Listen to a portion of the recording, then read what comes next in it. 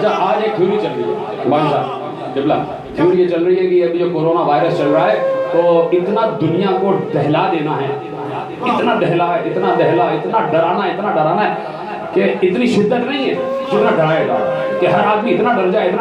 अभी इसको और प्रोलॉन्ग कर रहे हैं। प्रोलॉन्ग क्यों कर रहे हैं? मैं उम्मत से कहूंगा कि जल्दी से डर जाओ ताकि ये जल्दी खत्म हो जाए।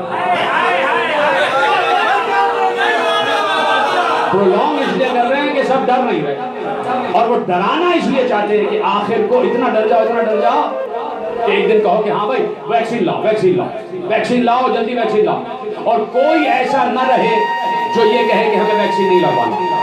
सब राजी हो जाएंगे, लाओ भाई वैक्सीन लगाओ। हद है कि जो हमारे कबायली इलाकों के, पहाड़ी इलाकों के लोग हैं जो आज पोलियो वैक्सीन नहीं लगवा रहे, वो खुद कहेंगे लाओ कोरोना लाओ, वैक्सीन लाओ, वो खुद कहेंगे। यानी यहां तक पहाड़ी इलाकों तक के लोगों को दहला देना। और किस लिए?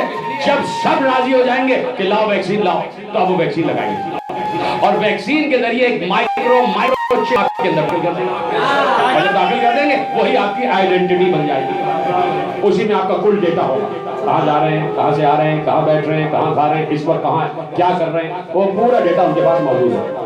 तो ये कोई नई बात नहीं है।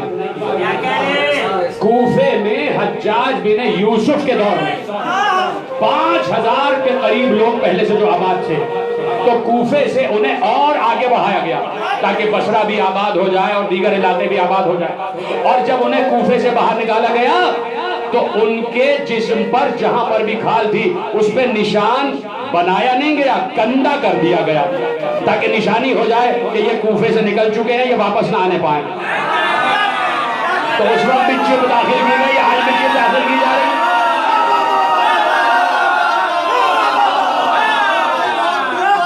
तो ये कोई नई बात नहीं। देखिए, शैतान तो हमेशा से एक ही है ना, और शैतानी भी एक ही रहेगी, शैतानी आइडियाज भी एक ही रहेंगे। तो जो शैतान का नुमाइंदा होगा वो एक ही बात सोचेगा।